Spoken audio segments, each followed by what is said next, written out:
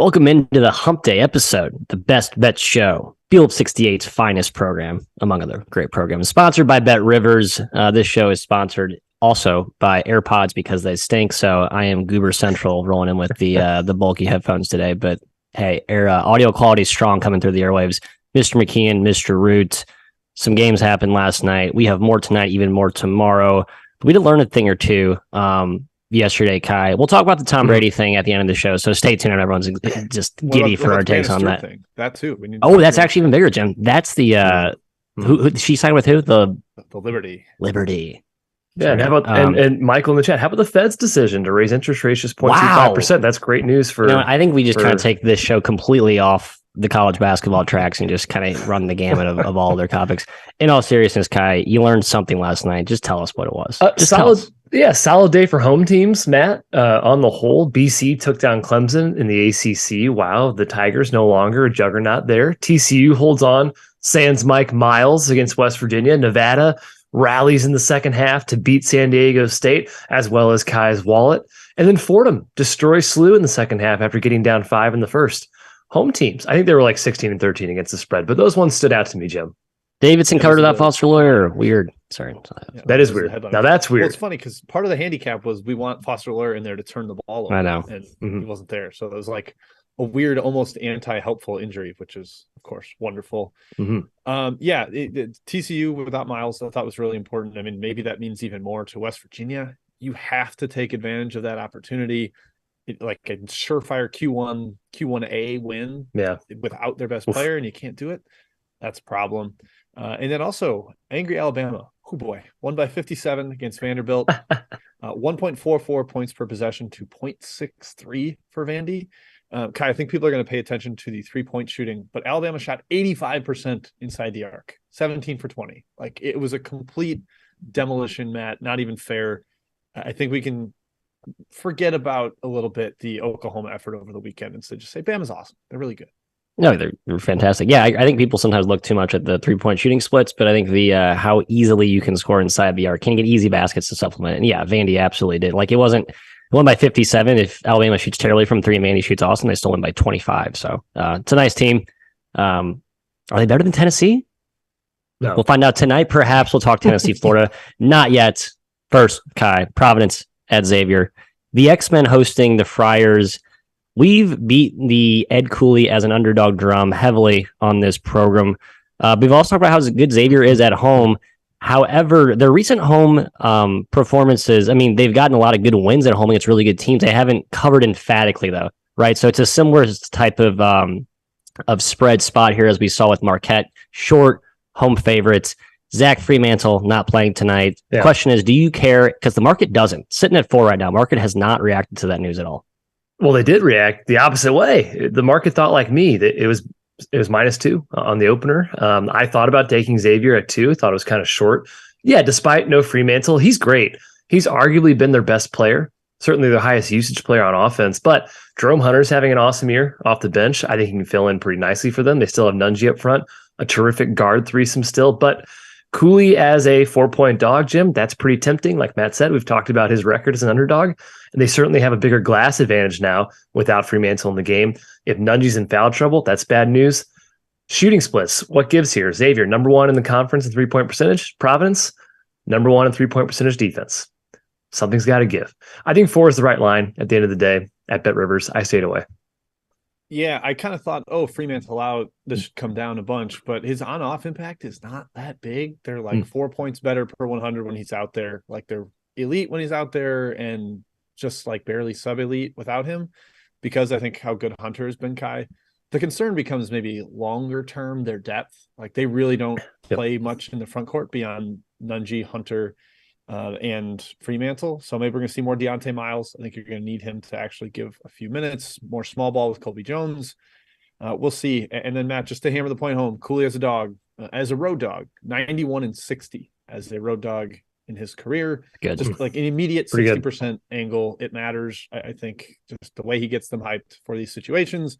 There was the one where they were on the road at Creighton. It was a great Creighton spot. And I think Providence snuck inside, covered by 1. That's all you need if you're aiming for a win here. So I kind of still lean towards Providence here, Matt. even without Fremantle, it does feel a tad low, but I'm kind of tilting a little bit towards the Friars. Yeah, I was just kind of shocked that I wanted to bet Xavier -3 against Marquette, a game that I think was basically, I think landed 3, basically had a push, right? So then now you're laying effectively the same price, you know, a point more against Providence. I mean, I think Marquette's better than Providence, right? I mean, Marquette was given like 8 to Providence. Yeah. So I don't know. There's a little bit of a transitive property there, which can be a fallacy in handicapping, but I do like to look at that sometimes. I think that alone kind of made me zero on Xavier. And Jim, you mentioned the Fremantle on-off splits. And as a IU alumnus, it's hard for me to watch Jerome Hunter ascend to such an awesome prototypical role player off the bench, and he's perfect. And he'll be useful against Bryce Hopkins tonight for sure. So I think he was going to play a lot in this game anyway because of the matchup. And I think now he just, you know, it's by default, he'll get those minutes. I like the X-Men, almost my best bet, hot take, but ended up going a different direction. We'll share later. Kai, we're going to SEC country for game number 2. As we teased on the opener, the Gators in Gainesville down in the swamp hosting Tennessee, who is up to number 1 in KenPom's overall rankings. One of the rare multi-point discrepancies you see in the opening markets and KenPom's model, it's up to 8. I'm sorry, KenPom had it 8 points in his model. Yep. It opened 6, I believe, down to 5.5. Down to 5. I love Florida. Who likes Florida more than me is my question. I don't even like the spread at 5 with Florida. I don't either. I like Tennessee. The Gators are tremendous defensively, but they don't have great wins, man. They now have 2 top 50 wins in KenPom, thanks to Mizzou and Mississippi State creeping in there, but that's it. Their next highest win is number 102 Georgia. They're 1-7 against the spread against their other 8 top 50 foes. This team just doesn't play up to really good competition. It's because they can't score. As good as Florida's defense is, it's not comparable to Tennessee's. How are the Gators going to score in this game? Castleton, good luck. I don't think it's going to happen. He's too soft. No offense to Castleton in the Florida program down there. He's way softer than Tennessee's front court. Tennessee's going to manhandle them in the glass. They're strong. They're physical. They're grown men. The guard play, they're more talented. 5 is too short. I'm surprised, Jim. It's way too short. I'm sorry. I was shocked by this number. I can't believe it's down there. Florida's projected to score 0.87 points per possession on KenPom's site. I don't think they do that. I have no idea how they score here. Kai, to kind of hammer home your bad against good teams, if you filter Bart Torvik for top 100 opponents, Florida's 111th, 2-9. Like they have no prayer of standing up against these teams. They haven't done it all season. Look what happened when UConn came to town. That's kind of the caliber of what Tennessee is right now. 5 is just too short, man. I'm very close to betting the Vols, Matt. I haven't done it yet. Maybe it even ticks down to 4.5 and I hop in, but I just can't get behind this Gators team at this line. I got a feeling there's some folks out there who bet big at later points in the day with bigger limits that are going to bet Tennessee. I just don't understand anyone else out there who's going to bet Florida at this point. Like, I actually had Florida circled on the spot, and I can't get to 5. That's just like the bookmakers like, we love the spot so much that we're going to shade an extra 1.5. Again, I just don't understand it, and I love the Gators. So next up, Jim, Bedlam Part 2. Boomer Sooner hosting the Pokes. It was a loser for myself in this first one. I rode with the road team, Oklahoma, who looked really good to start, and they melted late. Now they come back home off of a monumental win against Alabama, beating a juggernaut by 1 million points. Feels like the ultimate letdown spot, but I guess the rivalry angle negates that, plus the revenge angle. A lot of dynamics here. What do you make of all of it? I like the home team a little bit more. I think Oklahoma's been really solid at home. They've lost a bunch of close games, but then to have that performance against Alabama, I think everything kind of synchronized up for that. I like the revenge angle a little bit here. We saw that matter. KU yesterday was able to just barely get away from K-State and cover that game. Oklahoma is the 1-5 against the spread, last 6 against Oklahoma State.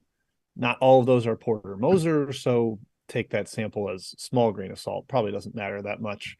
I like Oklahoma here, Kai. Relatively short spread. They're not really built to blow teams out the way they did to Alabama. I think that was sort of an aberration. Alabama did not get off the bus.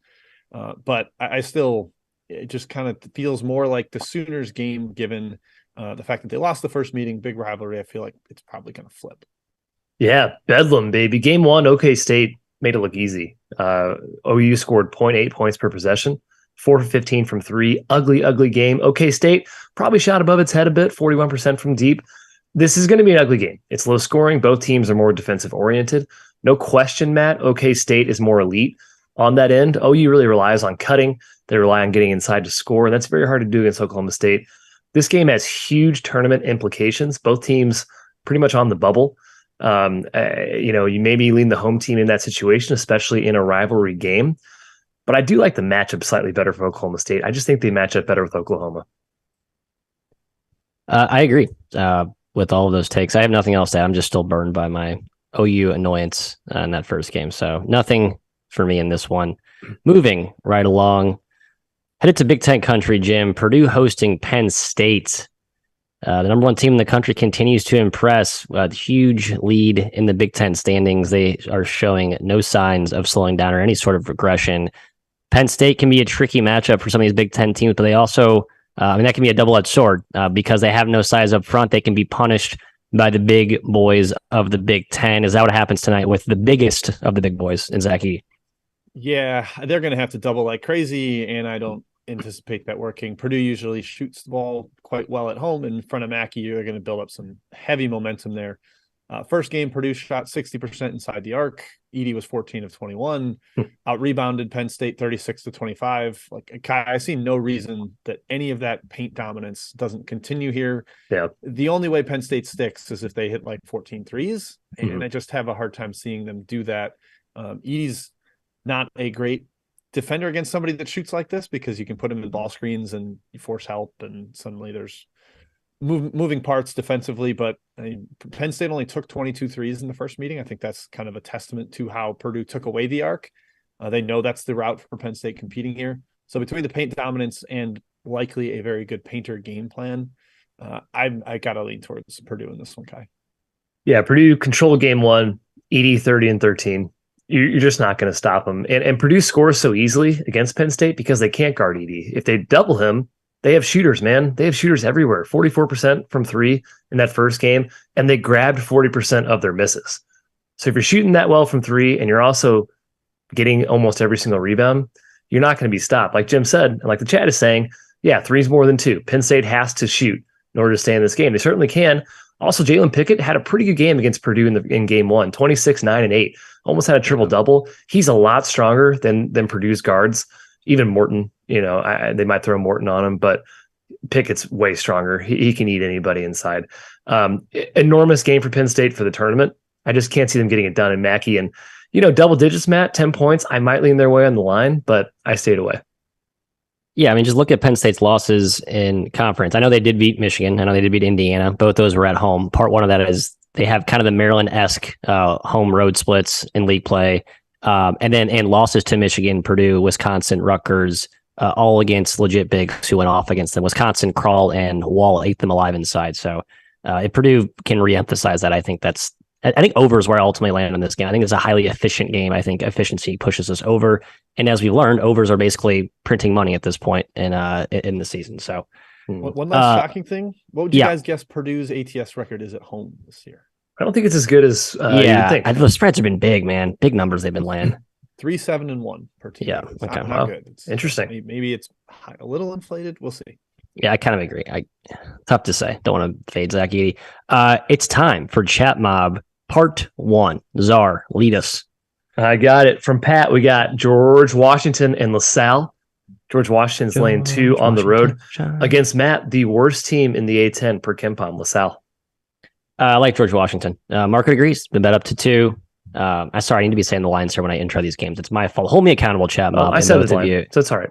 I know. I'm just talking to myself on the first part. Outline ones. I like G-Dub. That's my short take. I like G-Dub here. Chris Caputo. Jim in the America East, New Hampshire is on the road against NJIT. New Hampshire's laying 2. Hey, they've been pretty darn tough in this conference. Do you like them tonight? I still am somewhat hesitant to believe in them because I didn't love the roster preseason, but Harrian's making a believer out of me. NJIT's been really bad. This feels kind of similar to the game we just discussed, the LaSalle game, where it's just a better team on the road against a year one coach, or excuse me, NJIT is not year one coach, but team that hasn't really figured it out with a new roster. So I would stick with New Hampshire there. From Pat and now Cody, Rhode Island at St. Joe's. Matthew, another A10 battle here. The Rams, not great away from home. They're plus 4.5 against a pretty hot St. Joe's team. Your thoughts? Yeah, I kind of like this St. Joe's team, and that's something I've literally never said during the Billy Lang era. They're starting to get it together here. Their talent's real, and it's certainly, I think, undervalued from a 200th, 191st ranking in KenPom perspective. So I do like the Hawks. From math, Tarleton UTA unfortunately has been postponed due to the crazy weather down in Texas. Oh, yeah. A little bit of ice got on the street. Oh no. Okay. Southern Illinois, Jim, at Bradley is the game you get. The Salukis 6-point dogs on the road against Bradley. Yeah, the way I do totals pointed towards the over, and I said, no, thank you. It feels like a brawl. I believe the first time they played was that ugly. No, excuse me. This is the first time they played this year. But two really heavy defensive-centric squads, a lot of versatile defenders on both sides. I feel like it's kind of a valley game that gets drawn down into the muck. Makes me lean towards the dog, but not strongly. Bradley's been really good at home. Kai, you've kind of harped on that repeatedly this year. Mm-hmm. So I don't want to fade them. I'll lean towards the under. Matthew, in the Big South, Longwood is laying 3 on the road against Winthrop. Your thoughts? I'm always torn on these Longwood Winthrop matchups. I think the first match the line was way too big. I kind of like Longwood though, shorter price here on the road, and I still don't like this Winthrop team. Jim mentioned it; it's not Pat Kelsey's Winthrop anymore. Yeah, they're playing slow. They're just not good. Yeah, they're not that good.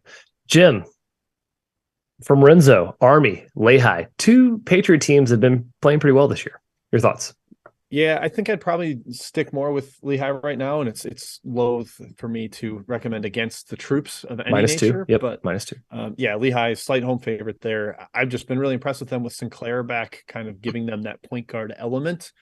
Allows Higgins to play off the ball, allows Evan Taylor to be more of a catch and shoot guy. A healthier version of Lehigh with Parolin and Tan back in the paint too. I would lean towards Mountain Hawks. Matthew, a lot of discussion in the chat about Florida State and NC State. It's a 10-point spread. NC State's certainly been very good this year, but is it too much against FSU? It does feel high. I don't know why I haven't bet this yet. Like, you just go back to Florida State's last 6 games. They really have done. The only blowout was the Miami game, and they were 3 of 24 from 3, and Miami was 13 of 26. Like, Miami's a really good shooting team, so I don't want to say that was an anomaly, but Florida State, they're a better shooting team than that. And Darren Green was ice cold in that game, and he's actually a good shooter. Bobbin Miller coming off his best game. I think the Noles are just better than the 150th best team in the country, which seems to be aligning with the market pricing. I like the Noles. I'm probably a sheep, but I like the Noles. Noles, like their big thing is forcing ISO, and it's like hard to imagine a better ISO backcourt than NC State. Like Turk Smith, Jarkel Joyner, those guys can score 1v1, but it does feel too high to me. Jim, OG Souls in the chat is asking about Mizzou first half against LSU. Full game spreads 10, first half spreads like 5.5. I kind of like it. I think Mizzou needs to blow out some of these inferior teams to juice up their analytical rankings, the quality stuff for bracket purposes. That's what's kind of dragging them down right now. Yeah. Their quad wins and stuff is great. It's an ideal resume, but need to get up out of like the high 40s, low 50s for some of that stuff. And LSU is dismal, been mostly dismal on the road. Lean towards Mizzou, yeah. LSU's bad. Holy Cross and Boston from Ryan A. I lean towards Holy Cross. Came down a little bit, 7.5. Boston's not really blowing anybody out this year. Holy Cross has been keeping these games really close. And in conference play, these teams have been basically even. Lean towards the Cross there.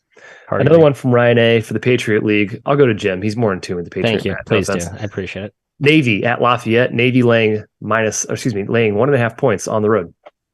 Yeah, Lafayette's been like the one team in this league I just really whiffed on. I thought they were going to be the worst of the 10, and they are highly competitive. Mike Jordan has been coached by the GOAT. Fantastic in his first year. I mean, they're like starting a walk-on. Ryan Zambi is playing. Well, I guess he's not playing really as much anymore, but they were playing a walk-on for a lot of times and still super competitive. That said, I think Navy's better. It's a really, really short line.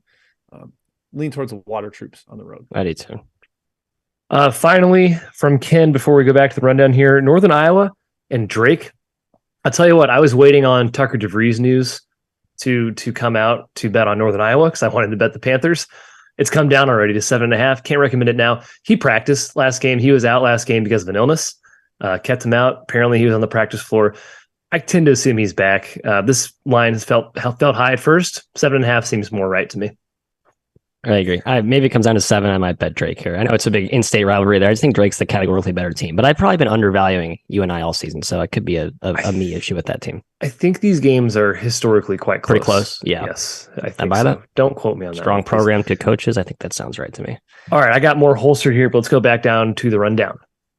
I'm going to hockey pass this back to Jim for a West Coast showdown here. Utah State hosting New Mexico. Hold on here. This game is... Yeah, give me a spread, Matthew. No, it's at Utah State. I apologize. So I thought I flipped this on the outline. It is, in fact, at the Spectrum, Jimbo. -4. Market basically implying these two teams are equals. I think Mexico is the better team, but Utah State at home is a different team. What gives?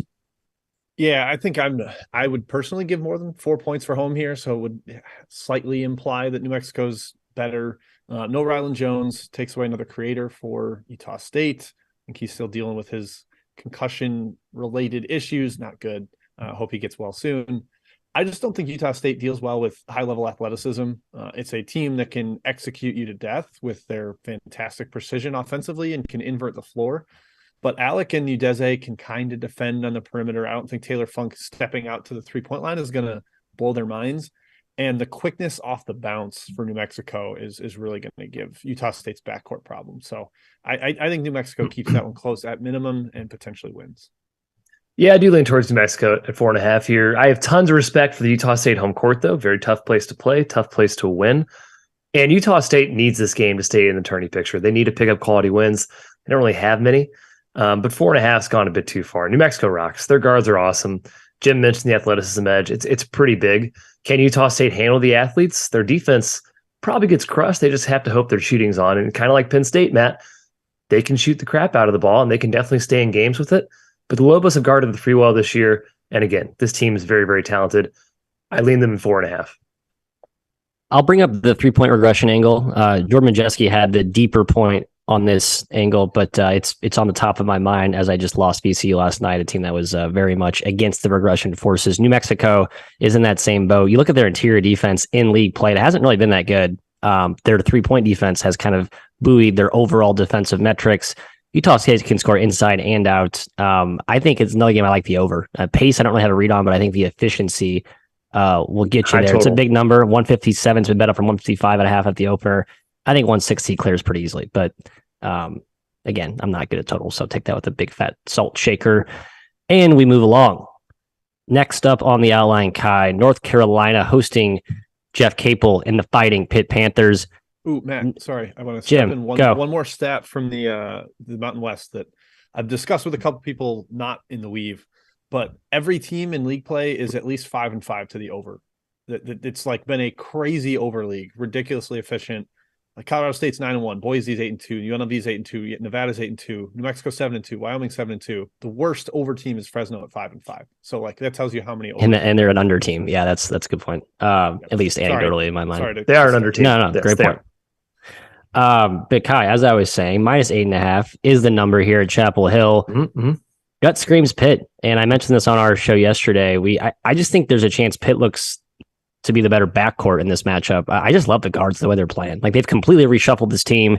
And my guy, Federico, fun little inverted forward who can, he's kind of a tough mismatch here. Mm-hmm. Obviously, so I think the catch is, well, Baycock could go for 40 and 20. Inverted. He didn't shoot threes. He hadn't shot a three all year. Oh, I'm sorry. I'm thinking of the twins. Diaz, I'm sorry. Graham Diaz? The Diaz twins. Yeah. Yeah. So he's kind of the guy inside. He cannot stand up to Armando Baycock. So another one I like the over here. 147. I like Pitt on the side, +8. What do you think? Yeah, Pitt won game 1. UNC led by 9 in the second half, but Pitt prevailed. I trust Pitt more, which is weird to say. Somehow they're the more disciplined team here. Baycott will absolutely eat Pitt inside. There's no question about it. Pitt does not have the girth to defend him. He had 22 and 13 in game 1. But guess what? If it's close, it's not going to Baycott. It's going to Levin Davis, who will take over and take bad shots, and that's great for Pitt.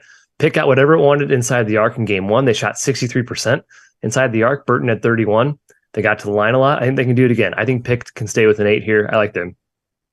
Let me tell you a tale, boys. Tell me a year ago, a home loss for North Carolina, home loss to Pitt in February is kind of what vaulted them on their big, long superstar streak all the way to the NCAA title game.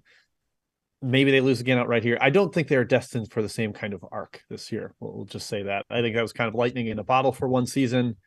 I definitely lean towards Pitt here as well. It's wild, Matt, to sort of trust road Pitt, but they've been solid already this year. One at NC State, one at Northwestern. That looks better and better. One at Syracuse. That's solid. I think they hang around. I think this number's too big. UNC has not shown a great propensity to be dominant this year. Yeah. Pitt 8-3 against the spread in the ACC this year. Second best ACC record. Yeah, I don't like this UNC team. I thought I did, but I don't. Let's continue. We are heading geographically, I guess, just due north, Kai. Big East showdown here. St. John's versus Seton Hall. I like the road team. That's my teaser here. I like the Pirates. It's a Pirates life for me. I think some initial money came in on St. John's, but now it's up to Seton Hall -1. So basically hovering around pick. It has been most of the day. Some injury question marks, pretty real there for the Pirates. I still think they're the better team. I don't like the St. John's squad whatsoever. Oh, Kai, sorry, I didn't clarify. Excuse me. Yes, you. That's my fault. Seton Hall for me. Yep, especially if Posh Alexander's out again. Don't know his status. He's missed the last couple of games. They needed a buzzer beater, St. John's, to beat Georgetown last game. Seton Hall is much better than Georgetown. They won game 1 by 22 points with Posh in the lineup. They scored at will. They got to the line. They handled the ball. The Johnnies were ice cold for sure, but Hall's defense bothered them. They're more physical. They're not fazed by St. John's athletes. They're going to shoot a ton of free throws. Without Posh, that pressure, not nearly as scary, man. He's a massive presence for them. Now, Joel Soriano had a huge game for St. John's in game 1. I have to think Seton Hall is better prepared for him. I like Seton Hall here -1, Jim, or pick. They're just the better team right now. Yep, I agree. I definitely lean towards Seton Hall. I think that the cold St. John's shooting is partially because Holloway has a pretty good defensive plan, forces the ball into the hands of bad shooters. St. John's largely not a great shooting team. I do love AJ Storr, the freshman. I think he's going to be like a star in the Big East. Like by the time he's a junior, like first team all conference caliber guy. But unfortunately, he's not quite there yet. Seton Hall is coming off a beatdown of Butler. I have this weird inkling that teams that just played lazy Butler are going to be like, oh, the team we're playing now is playing defense, and it's going to take a little bit of time. So I wouldn't bet Seton Hall first half. I think it might just take them a little bit to get going. The same thing happened to Providence after they blew out Butler. It took them a half against Villanova to get going. So I would definitely lean towards Seton Hall here. Have not bet it yet, but it's like a team I trust way little, which is St. John's, against a team I trust kind of in Seton Hall. Yeah. And Seton Hall getting healthier. I thought Dre Davis got hurt last game. I was trying to find the news on that. I guess that was a mirage or that was old news. So I think he's really important. He's like one of the more important 6-man in the country of a mismatch nightmare. I think he can have a monster game here if he's in there. But yeah, Jim, I haven't bet that yet. I'm waiting to get the Posh official news. We stay in Big East country for our final game before we go to chat mob round 2. Kai, Marquette, the blazing white hot Marquette Golden Eagles, who are continuing to defy expectations. They're hosting Villanova team with Justin Moore back in the mix. And is he important? You mentioned in our group chat the discrepancy between the KenPom projection and the actual line. Tell us what you make of that stark difference. There is more to it than I originally thought. So KenPom's line is 12. The current line in the market is 6. Now, Justin Moore is not worth 6 points, but Cam Jones is questionable as well for Marquette. He's worth a couple points, maybe a point. Sean Jones, their backup freshman guard, he's also questionable. Probably not worth anything, but if both of them are out, you might think about it a little bit more. I still think it's way short. Villanova did lead most of the way in game 1. They did add more, obviously. He didn't play very well, but a little rusty, but still very important. I just think Marquette's too good, man. Nova can't stop them. This is on Marquette's home floor. The Eagles are going to score easily even without Cam Jones, in my opinion. Their pressure's too good, even against Nova, who has been a little bit more loose with the ball in Big East play. And that home court's great. I lean towards Marquette at -6, even with the injury questions. Yeah, I lean that way too. Shaka's 3-0 against the spread and straight up against Villanova in his time at Marquette. I think the athleticism really bothers the disciplined approach. They took care of business on the road or were able to, I guess, sneak one at Finneran Pavilion to take out Nova. Joplin had a huge game over the weekend, which I think indicates the possibility he could do the same if Cam Jones is out. Jones is really valuable, but I think the two most important Marquette players are Kolek and Iguodaro. I know they're not scoring as much as Jones, but they're more important to the way they play. So as long as those two are in there, Matt, Moore still getting back into the flow off that Achilles, I lean towards Marquette as well.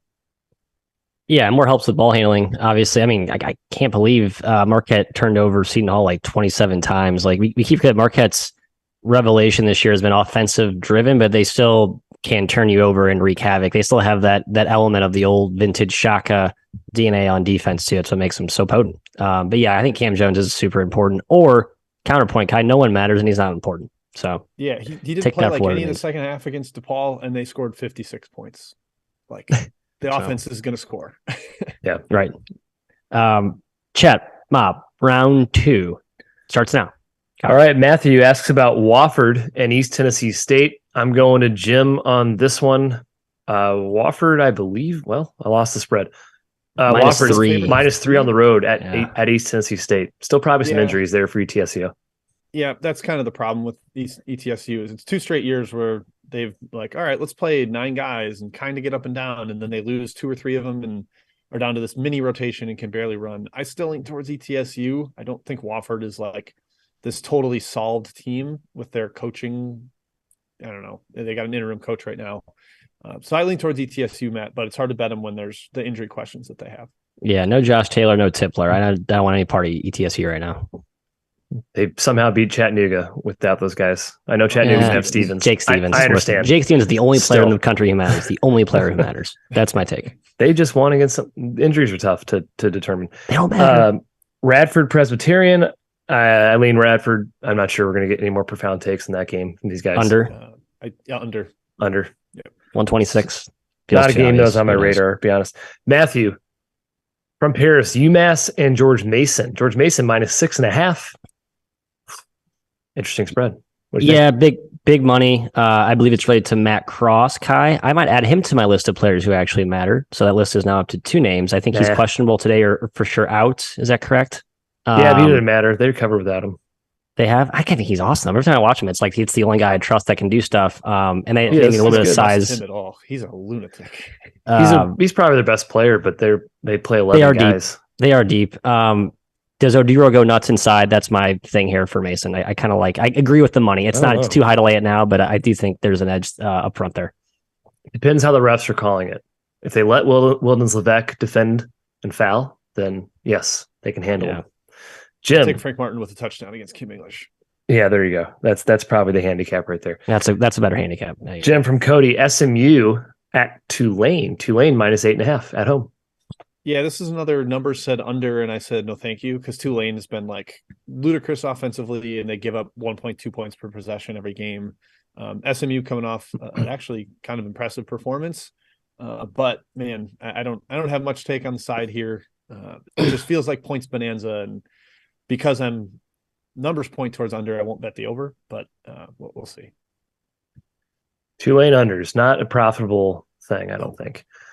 Matthew, SoCon, Samford on the road at Western Carolina. Samford laying 4.5. Your thoughts? Western Carolina taking money. I know they've been better, and I just don't think I think Samford's the better team. I don't think it's worth. I guess I just don't agree with the market here. I would lay it with Samford at the cheaper price at 4. Jim, you get another SoCon matchup. We just talked about Chattanooga briefly. They are at Furman. Big spread. No Stevens. 10.5 points in favor of Furman. Yeah, I guess it's fairly reflective of him being out. Furman they got the huge win over the weekend against UNC Greensboro, revenge on the road. That basically got them back up to the top of the league. They were chasing Greensboro until that point. You can see a little letdown against a team they view as shorthanded and not totally there. Dan Earl's a really good coach. 10 feels like too many to me. Too many towards the Mocs. Matthew, you get Minnesota going to the rack. 15-point dogs. Woo! It's a big spread. Your thoughts? Yeah, and I like backing my Gophers as a big dog. I don't like backing them when they're shorthanded, which I guess has been most of the time this season, honestly. But and certainly not against Rutgers, who's been quietly like the best big favorite in the country this season. So it's Rutgers or pass for me in this situation. Ooh, good reminder in the chat to hit the like button. Please hit the like button. It really helps us out. Appreciate it. A lot of people watching. Thank you. Jim, A lot of questions about Abilene Christian going to Seattle. They do have injury concerns. Emmanuel Allen, I have no idea if he's in or out today, but they are 7-point dogs at Seattle. Your thoughts? This feels get right for Seattle after they laid 2 stinkers on the road in Texas. Really poor offensive performances at Sam Houston and Stephen F. Austin. Abilene's defense is not very good. There's very little resistance in the paint. Matt, I could see Cam Tyson going nuts here. I would. My number pointed towards Abilene, but with injuries and the spot, I'm kind of starting to tilt towards Seattle. I'm out on Abilene. They're too disappointing too. It's too helter skelter. Talent's not there. It's they foul like crazy. I don't like this team. Matt, you get another big spread. You just had one with Minnesota. Good. You get another one with Tulsa. Plus 16 on the road against Cincinnati. What's Cincinnati? Is this Houston? Huh. Yeah, no, but Tulsa's not good either. Yeah, I mean, it's Tulsa or nothing, but it's nothing because it's Tulsa. That's my super sophisticated handicap there. Well said. Jim, you get, excuse me, I had to clear my throat. You get SFA -2 at New Mexico State. Yeah, the Aggies have been freaking terrible, but they did cover against Utah Valley. Your thoughts? You had me edge of my seat there. I wasn't sure what game I was getting. Yes. I think New Mexico State's kind of broken. I'm not sure how they hung in with Utah Valley. I don't think that really makes sense given the New Mexico State games historically. They are due for some regression, Matthew. Teams are making 43% of their threes against them in league play. Perhaps that drops. But I like this healthy version of Stephen F. Austin playing better. I think they can win on the road there in Las Cruces. Matt, you get Creighton and Georgetown, a Big East battle that we correctly laid off the outline. -13 for the Jays on the road. I kind of want to keep riding this Creighton thing. I know it's so weird. Like, oh, we have to go play the worst team in the conference at a dead middle of the week spot. You could certainly see Georgetown keeping it close, which they have been competitive the last few games. Chapman pointed out. So I don't know. I'm not backing Georgetown. Every time I get seduced by Georgetown as a large dog, I just decide I'm not doing it. So I'm out. The games with Brandon Murray on the floor have been more competitive. Yeah, he's back last 2. Yeah, he's back. So, all right, Jim. Last one here. You get South Florida and East Carolina. East Carolina is 8-point dog. In the chat, someone said it felt way too big. Your thoughts? I agree. I thought this was too many. I don't think East Carolina is like wholly incompetent. South Florida just had a monster comeback, only to fall just short at SMU. ECU just had Winston Tabbs enter the portal. I think that could be just fine. He wasn't exactly given major contributions every night. The problem is Javon Small has not come back yet, and he's ECU's best player, and that's probably a big reason why the spread is what it is. So lean towards ECU, but without Small back, hard to go all in there. That does it for the chat. Best bet time. Jim, lead us off. Oh, I hate betting unders right now, folks, because efficiency is just up and away, but I'm bringing it under. Albany and UMass Lowell under 143. Both teams relatively slow. I mean, I feel like I kind of give the same description of my unders every show, but slower in league play than they have been in the non-con. Albany's defense has been horrific in league play, particularly inside the arc, and that's the spooky part, that Lowell could just turn this into a layup line.